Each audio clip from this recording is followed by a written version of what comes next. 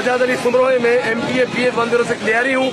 इस वक्त जो है ना मैं मौजूद हूँ मिलेनियम मॉल की तरफ। यहाँ पर हमारा पुरअमन एहतजाज था इमरान खान की रिहाई और साथ में महंगाई के खिलाफ पुरअमन एहतजाज करने हम यहाँ पर पहुँचे।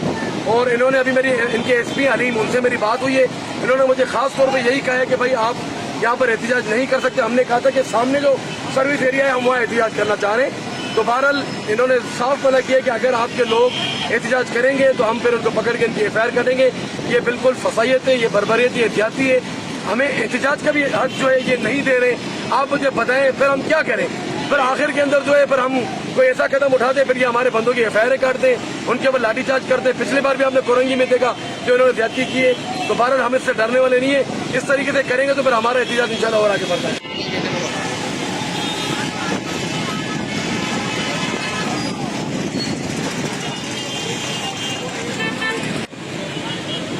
आप पहुंच गया